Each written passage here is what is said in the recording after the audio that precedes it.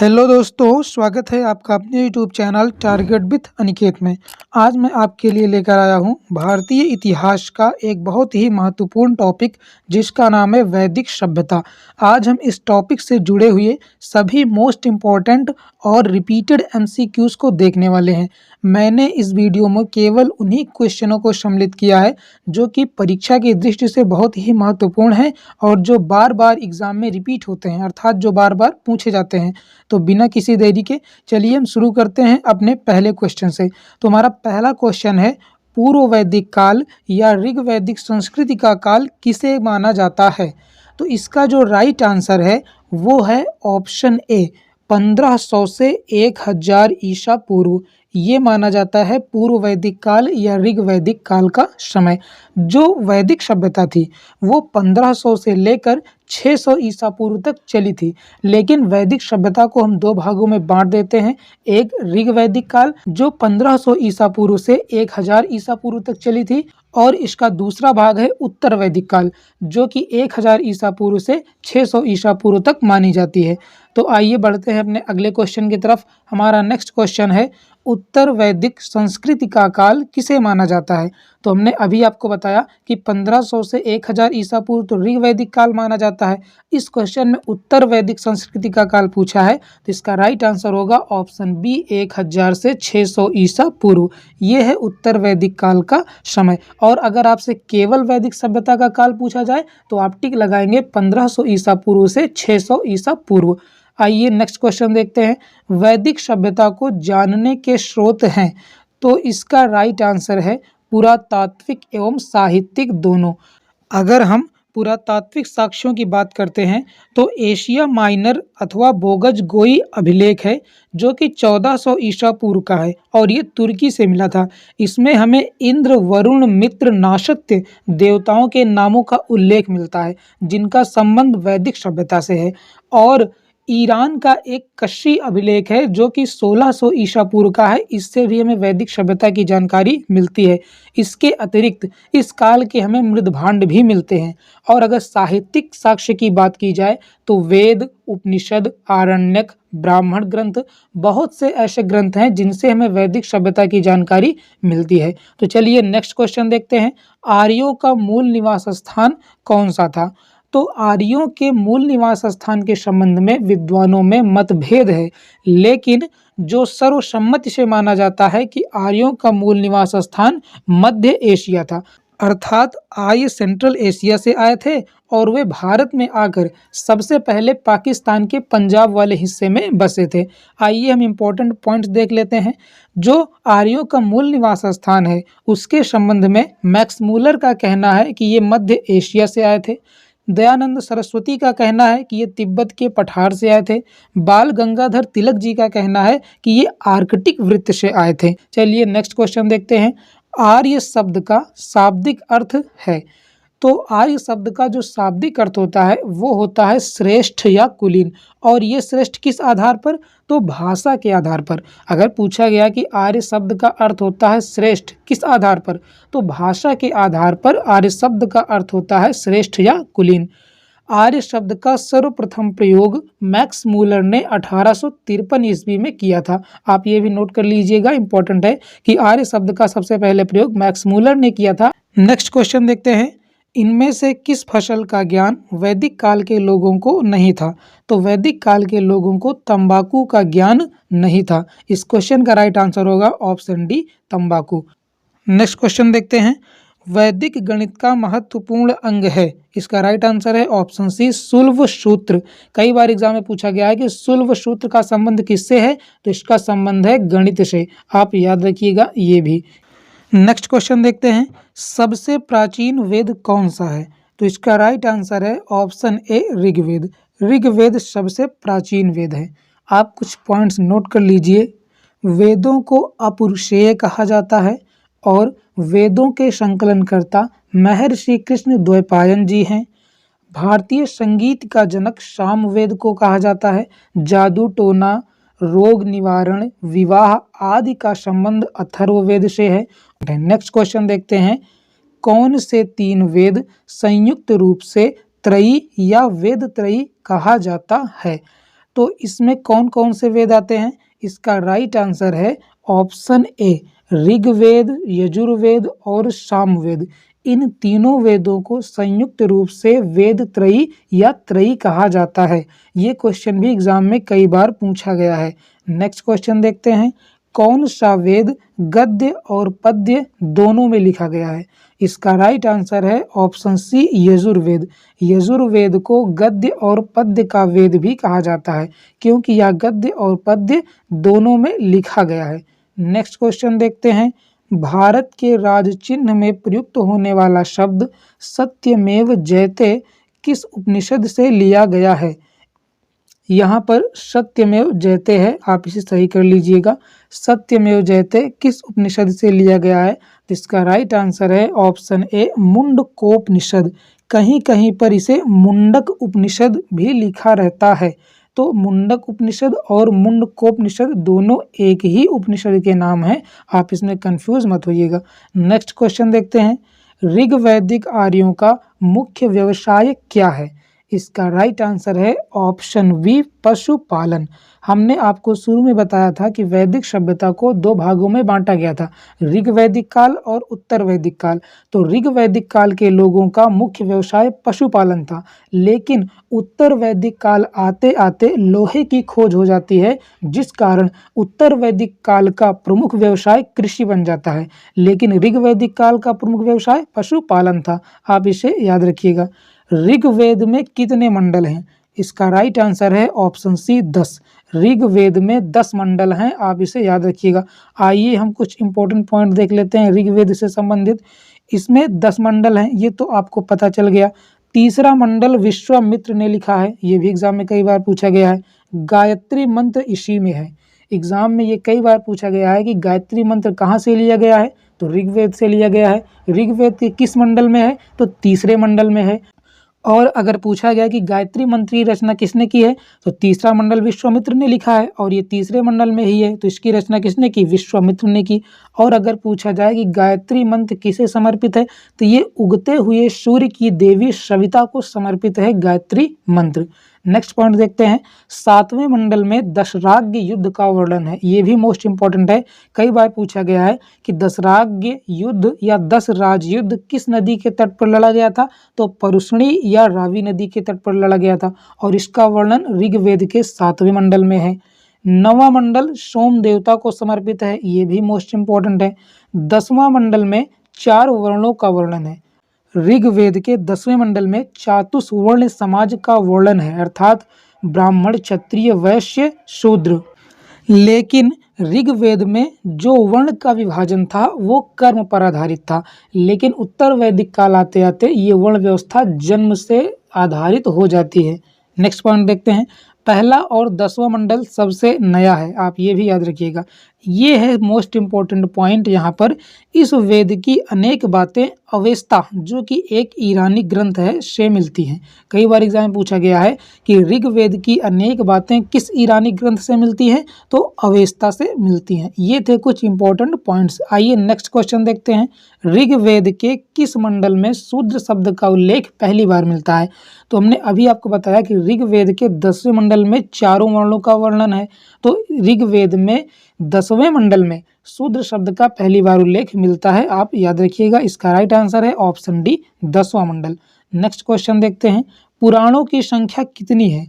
तो पुराणों की संख्या 18 है। आप याद रखिएगा कि पुराणों की संख्या 18 है। सबसे प्राचीन पुराण मत्स्य पुराण है, आप इसे भी याद रखिएगा। नेक्स्ट क्वेश्चन देखते हैं, वैदिक धर्म का मुख्य लक्षण इनमें से किसकी उपासना थी? तो जो वैदिक धर्म के लोग थे वो प्रकृति की उपासना करते थे, जबकि हड़प्पा सभ्यता के लोग पशुपति की करते थे, लेकिन वैदिक काल के लोग प्रकृति की उपासना करते थे। इसलिए इस क्वेश्चन का राइट आंसर होगा ऑप्शन ए, प्रकृति। नेक्स्ट क्वेश्चन देखते हैं हम, ऋग्वैदिक काल के प्रमुख देवता कौन थे? तो ऋग्वैदिक काल के प्रमुख देवता थे इंद्र, जिन्हें पुरंदर भी कहा जाता है। ये पूछा गया है ऋग्वैदिक काल, तो ऋग्वैदिक काल के प्रमुख देवता इंद्र थे। और अगर पूछा जाए उत्तर वैदिक काल के प्रमुख देवता, तो उत्तर वैदिक काल के प्रमुख देवता प्रजापति थे।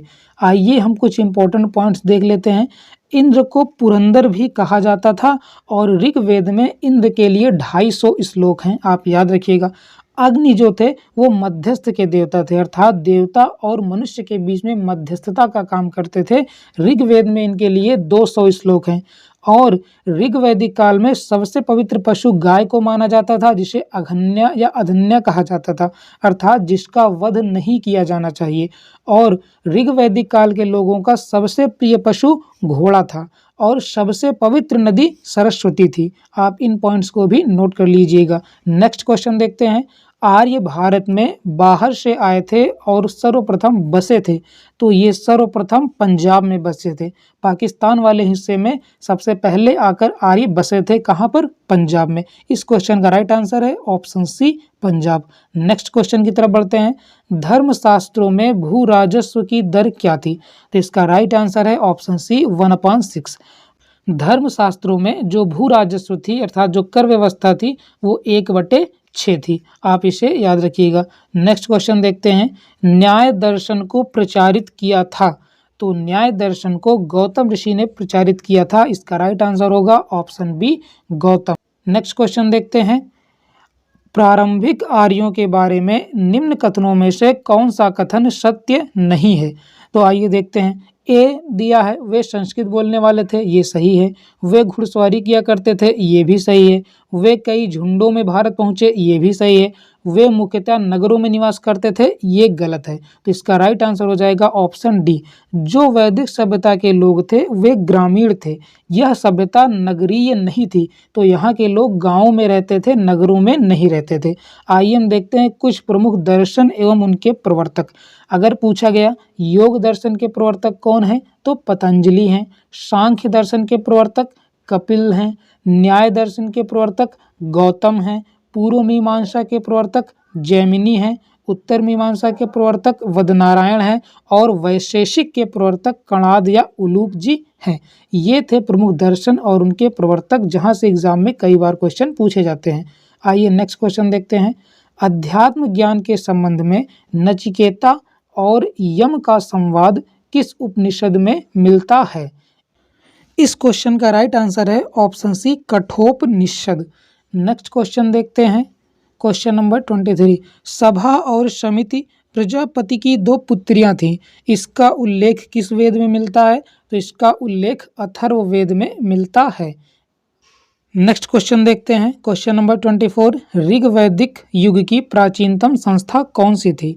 तो ऋग्वैदिक युग की प्राचीनतम संस्था थी विदथ। इसका राइट आंसर होगा ऑप्शन सी, विदथ। आइए हम कुछ इंपॉर्टेंट पॉइंट देखते हैं। ऋग्वैदिक काल में हमें 3 प्रकार की संस्थाएं देखने को मिलती थी। पहली थी सभा, जिसमें श्रेष्ठ या कुलीन लोग शामिल होते थे, अर्थात यह श्रेष्ठ और कुलीनों की सभा थी। दूसरी थी समिति, यह आम लोगों की सभा थी, इसमें महिलाएं भी शामिल होती थी। तीसरी थी विदथ, इसमें उपज और लूट के सामान का बंटवारा होता था। ये जो संस्था थी ये सबसे प्राचीनतम थी, विदथ। ऋग्वैदिक काल के लोगों का प्रमुख व्यवसाय पशुपालन था, हमने आपको बताया है। उत्तर वैदिक काल के लोगों का प्रमुख व्यवसाय कृषि था, क्योंकि उस टाइम तक लोहे की खोज हो चुकी थी। नेक्स्ट क्वेश्चन देखते हैं। आरंभिक वैदिक साहित्य में सर्वाधिक वर्णित नदी कौन सी है? अर्थात किस नदी का उल्लेख सबसे ज्यादा बार किया गया है? तो इसका राइट आंसर है ऑप्शन ए, सिंधु। सर्वाधिक वर्णित नदी कौन सी है? सिंधु नदी है। आइए देख लेते हैं कुछ ऋग्वैदिक कालीन नदियाँ, जिनका हम प्राचीन नाम और आधुनिक नाम देखेंगे। जैसे प्राचीन काल में झेलम नदी को वितस्ता कहा जाता था, रावी को परुशड़ी कहा जाता था, सतलज को सतुद्री कहा जाता था, चिनाब को अस्किनी कहा जाता था, गंडक को सदानीरा कहा जाता था, काबुल को कुंभा कहा जाता था और व्यास को विपाशा कहा जाता था। आइए हम आगे देखते हैं। सबसे पवित्र नदी थी सरस्वती। अगर पूछा जाए कि वैदिक काल की सबसे पवित्र नदी कौन सी थी, तो वो सरस्वती थी। यमुना नदी का उल्लेख 3 बार हुआ है, जबकि गंगा नदी का उल्लेख केवल 1 बार ही मिलता है। आप इन पॉइंट्स को नोट कर लीजिएगा कि सबसे पवित्र नदी सरस्वती, सबसे ज़्यादा वर्णित नदी सिंधु नदी। यमुना नदी का उल्लेख कितनी बार है? 3 बार है। गंगा नदी का उल्लेख केवल 1 बार है। आइए नेक्स्ट क्वेश्चन देखते हैं। भारत के किस स्थल की खुदाई से लौह धातु के प्रचलन का प्राचीनतम साक्ष्य मिलता है? इसका राइट आंसर है ऑप्शन बी, अतरंजी खेड़ा से। नेक्स्ट क्वेश्चन देखते हैं हम। उत्तर वैदिक काल के प्रमुख देवता कौन थे? तो ऋग वैदिक काल के तो हमने आपको बताया इंद्र थे, लेकिन उत्तर वैदिक काल के प्रमुख देवता प्रजापति हो जाते हैं, जिन्हें सृजन का देवता कहा जाता था। नेक्स्ट क्वेश्चन, गोत्र शब्द की उत्पत्ति किस काल में हुई? तो गोत्र शब्द की उत्पत्ति उत्तर वैदिक काल में हुई थी। आप इसे भी नोट कर लीजिएगा। नेक्स्ट क्वेश्चन देखते हैं, किस वेद में तंत्र मंत्र, जादू टोना, विवाह, वशीकरण आदि का वर्णन है? तो इन सब का वर्णन है अथर्ववेद में। तो इस क्वेश्चन का राइट आंसर हो जाएगा ऑप्शन डी, अथर्ववेद। आप यहाँ पर एक पॉइंट नोट कर लीजिएगा, अथर्ववेद को ब्रह्म वेद भी कहा जाता है। नेक्स्ट क्वेश्चन देखते हैं, पूर्व वैदिक आर्यों का धर्म प्रमुखता था, अर्थात पूर्व वैदिक काल के लोगों का मुख्य धर्म क्या था? तो उनका मुख्य धर्म था प्रकृति की पूजा और यज्ञ करना। इसका राइट आंसर होगा ऑप्शन सी, प्रकृति पूजा और यज्ञ। नेक्स्ट क्वेश्चन देखते हैं, निम्नलिखित में से किसे भारतीय परमाणुवाद का जनक कहा जाता है? इसका राइट आंसर है ऑप्शन डी, महर्षि कणाद को। महर्षि कणाद को ही भारतीय परमाणुवाद का जनक कहा जाता है। नेक्स्ट क्वेश्चन देखते हैं, किस रचना में नारी को सुरा और पासा के साथ 3 प्रमुख बुराइयों में शामिल किया गया है?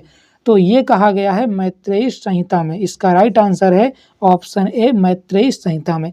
मैत्रेयी संहिता में ही स्त्री को सुरा पासा के जैसे तीसरी बुराई बताया गया है। नेक्स्ट क्वेश्चन देखते हैं, प्राचीनतम व्याकरण अष्टाध्यायी के रचनाकार कौन है? तो अष्टाध्यायी के रचनाकार हैं पाणिनि।